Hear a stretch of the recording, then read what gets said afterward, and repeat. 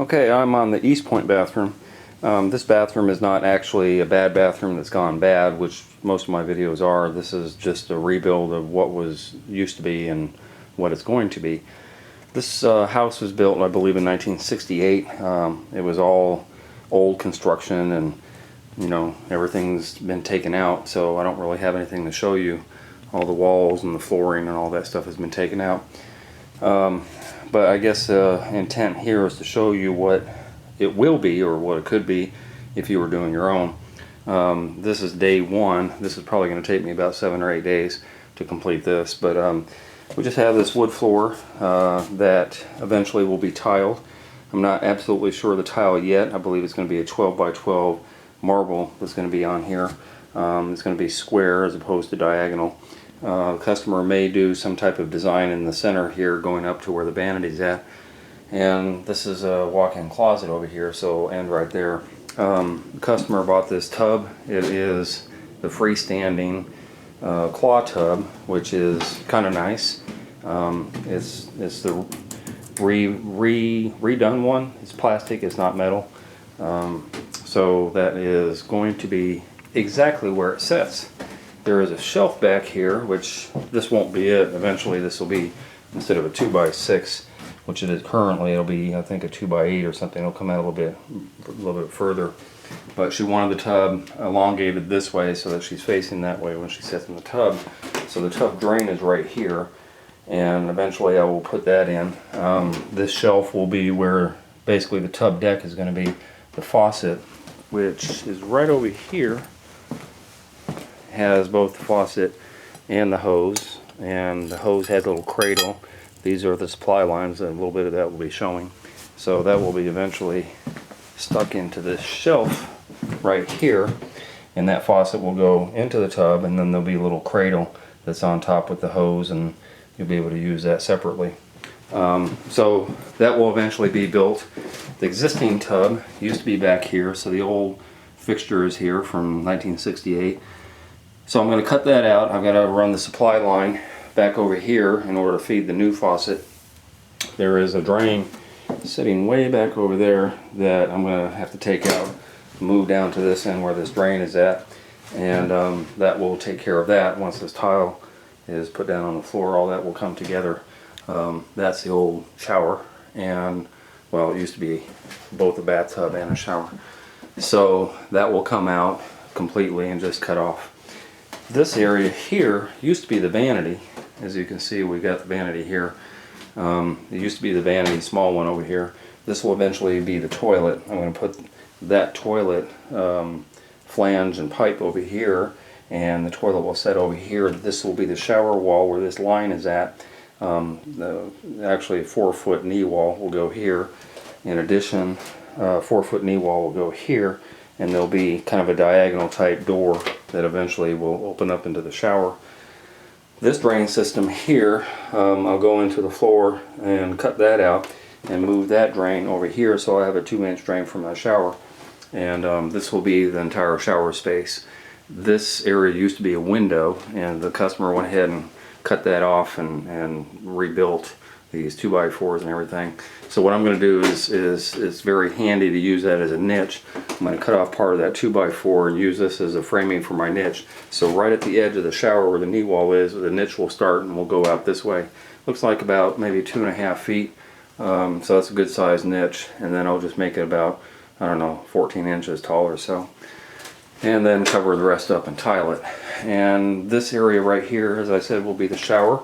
I've already got a cold supply for the toilet, so I'll move the warm supply back under the floor and bring that up so that I can put my shower fixture about here. The shower head will go up on the wall, and then there's going to also be a diverter that goes with the shower fixture that will sit right below it, and that will divert. We're going to put a rainforest shower head right there up on the ceiling overhead, so that diverter will be able to go from either that fixture, or I'm sorry, this head or that head. Some diverters run simultaneously. In this case, we're not doing that because that requires 3/4 pipe, and they didn't want me to get into the 3/4 pipe and transition from the 1/2 inch to the 3/4. So The volume will be decreased if they try and use both of them, but they say they're only going to use one at a time. So there you go. That's what we will have. The tile, again, I'm not sure of. It's going to be a 12 by 12 ultimately on the walls going up to the ceiling, with a trim going up this and a trim going up that side. The 12 by 12 could be marble, it could be something else. There's not going to be a border. She opted out on the border thing, so it'll be just running tile straight up. Probably be most likely a 2 by 2 that goes on the shower floor, or possibly 1 by 1. And then I'm trying to get her to decide on this curb top, this contiguous curb top that I like, that is about 5.5, 6 inches thick, so that it negates any grout lines. We might end up using that on top of the knee wall too. I like the look of using that on top of knee walls, and that's about it. So this will be a functional bathroom in about a week, and this is day one, and I'm going to go ahead and get started because there's a lot of stuff to do, and I will be back. Okay, I am done with the East Point bathroom. I am going to show you the finished product here, and then I'm going to explain a few things. So if you see the before and after, you'll see there's a pretty profound difference in where things were and how things were prior to me coming in. So we have a full shower with actually 2 shower heads, one there, and overhead rain shower, and the diverter mixer, and got a nice little niche that I built in. And this tile is like a thatched type tile, which you see in the niche, as well as the floor here in the shower. We got a matching curb top, the contiguous piece that I like, and then the customer was able to get some marble that actually matched the curb, so we put the marble on this knee wall. Well, we built the knee wall and put the marble here. Over here we also have marble on the top of this shelf. The shelf got built in order to facilitate this tub fixture, which got plumbed in from back there, so I'm going to explain that in a minute. In the meantime, we have pretty low-end ceramic tile. I mean low-end because if it chips, then you see not necessarily the Georgia clay type darkness, but what you will see, let me just see if I can find a spot. When this tile chips off, there's one right there. You see this little light brown stuff. So what they'll have to do is get some appliance touch-up paint or some type of paint where these tiles are chipped. They weren't chipped by me, but they come out of the box sometimes that way. Anyway, it is obviously on a brick pattern, and the brick pattern follows throughout on this wall next to the bathtub as well as in the shower. And this thatch tile that I was showing before is throughout the whole bathroom floor. So it's different. Not sure I'm wild about it, but that's what they wanted. So what I'm going to do is kind of start from scratch. When we first started out, this was basically an empty bathroom, and we put the tile on the floor. This type of tile is on a mat, so I really couldn't follow the tile, which I like to do so that all the tile ends up even. Because it's on a mat and because there's a lot of small pieces, I had to follow the floor rather than follow the tile. So it's okay, you don't notice it really, but it's just not my preference. It's a thinner tile. There's 1/4 inch Durock under here, and still this wood floor, there's a little bit of a drop. So what the customer will end up doing is putting a transition piece, a wood one, that matches this wood that kind of overlaps and goes down there. I was going to put a metal transition piece, but it would have been not doing any good because there is a drop. And then of course in the closet as well, tile ends right there. Anyway, so getting on to this, the homeowner is very handy. They're doing a lot of this work themselves. They put the vanity in here. The vanity was already here when I started the job. He went ahead and put this marble, or granite rather, countertop, not really contiguous, it's pieces, 24 by 24 pieces with the edging and all that stuff. He put the lighting in as well, and so he's done a lot of this stuff. The pink, the homeowner's also painted. I did all the sheetrock, putting the sheetrock in, but I never finished it off, and so they kind of jumped the gun a little bit. Not a little bit, but a lot, and you can see the ridges where the sheetrock was. They didn't really taper it out before they painted, but I guess they were kind of excited to get going on this. So anyway, what you'll see is a lot of stuff that homeowner has done rather than what I've done. So I'll kind of point out what I did. Of course, I did the floor. This clawfoot tub, the homeowner really wanted. So what this was originally back here, before I got here, there was a shower tub combo from back 40 years ago. So what I ended up having to do is take the hot and cold supply as well as a drain that went down into here and move the drain. And the hot and cold, actually the hot and cold got put in the box, which is the whole reason for building this box. But the drain came down in the floor. The rafters are actually 8 inches on center, which is a lot of rafters, but I did get the proper slope down for the new drain. In this case, he has a drain issue beyond that. It's cast iron pipe, and back behind the wall where I booted in for the original 1.5 inch, way back there, there is a clog issue, and that clog issue has to be taken care of by the homeowner. But it is still functional were it not for that clog.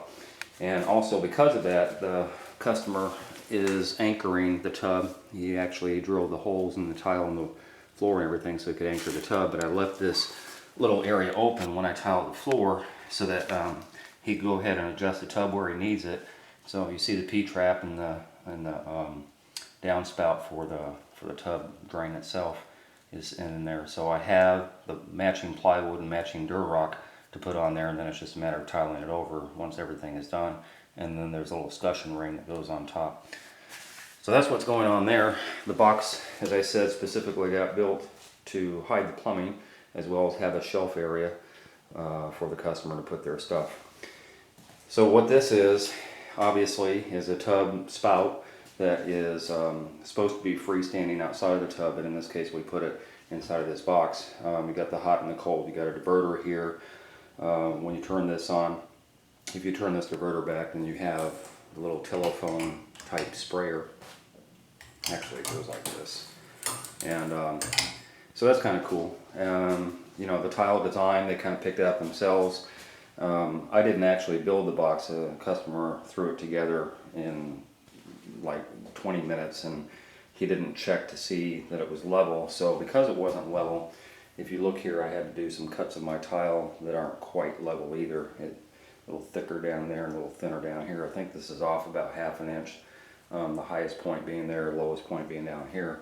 But it's okay, it worked out, and they're okay with it. This whole area of the shower used to be the tub, or vice versa rather, not the tub, the toilet. So if you can imagine in this back area, I think I showed before in my other video, the actually toilet set over here, there was a supply line on this wall for the toilet, and they wanted a bigger shower than what they had over here. Of course, they wanted a tub over here as well. So what I ended up having to do is I had to cut into the toilet supply a cast iron 3 inch, and I had to configure a 2 inch drain off of that as well as a 3 inch drain for the toilet, which got moved over here. Again, these rafters, these floor joists are every 8 inches, so it was very difficult to get this 3 inch line from there all the way to here. And then of course you have another rafter sitting right here. So if I had tried to make the toilet center, it wouldn't have been centered off to the side because of that rafter being there. And then of course there's another rafter 8 inches over. So I kind of had to deal with what I had to deal with. And so we got the toilet in, and it's a snug fit. So you know, it is what it is. The toilet is there. As you can see, this used to be the vanity. The mirror's gone now, as well as the light. So we have a toilet where a vanity used to be, and I had to manipulate some plumbing over here to get one line over here for the toilet, and then also manipulate the lines over here that ran inside the wall to get the hot line, because there was a cold already, to get the hot line from here through this wall, back around and into this wall so that I could facilitate putting this fixture in here. So anyway, it all worked out. We have a shower where a toilet used to be, a toilet where a vanity used to be, and a tub where a shower used to be. So a little bit extensive, but you know, it all got done. This job took me a good solid 2 weeks, which is not normal, but again, there's a lot of tiling and a lot of stuff going in here. This ceramic also came with this nice trim pieces, which obviously got trimmed out on the sides all the way around the top. into the corners and then back around this corner and then back down the wall. Same trim piece went on this wall before that pencil got put in. And so, you know, it looks kind of sharp. It's not my choice of tile, but then again, that's what they wanted. There is a wood looking base that you'll see down here that's actually tile. It's the same family as this tile. And so it looks like an actual not code base, but wood baseboard. And it is tile. So the customer wanted it in the shower, as well as along this wall at the bottom and all the way around where the tub is. So that's what that is. Of course, the knee wall got built in order to facilitate the shower. Put a bench in, rather large bench, and the overhead shower, the rain shower head, is kind of funny because they're not wanting the shower door since everything's tiled. So they're going to have the glass guy come in and put a panel. I think the panel is going to set just below where that shower head is at. So it'll be a single panel as far as what I know as of now that sits on this wall. And then there'll be a little turn, maybe about 2 or 3 inch turn, so that if they ever want a door, they can make that happen. The funny thing is with the door and the tub over here, these doors swing both ways, but it won't open fully here, nor will it, if it's attached here, will it open fully over here because it'll hit the bench. So they decided to do without the door, and they'll have a panel right there, and it'll look really sharp. I probably would have opted to put a light in here, a recessed light, but I guess they can do that later if they want. As I said, they're doing most of this on their own. You know, all the painting, all the fix up on everything as far as what this doorway is going to be, and a lot of stuff. Oh, by the way, getting back to this ceramic tile. The ceramic tile is not glazed. One of the reasons I don't particularly like it is because on ceramic they typically don't glaze all the edges. So what we have here on the edge is this light brown showing that, again, they'll have to put some appliance touch-up paint or something on that to make that go away. And then, of course, on this wall, I specifically made all those edges come out that way so you only see it from the inside of the shower, which is right here, pretty much all the way from top to bottom. And again, you know, some touch-up paint on that will take care of that. But it's one of the reasons I don't like ceramic, because they just don't make it so that it's usable in all applications like this. And anyway, so I am out of here. I'm on to the next job, and they are happy, and so am I. And so that's it.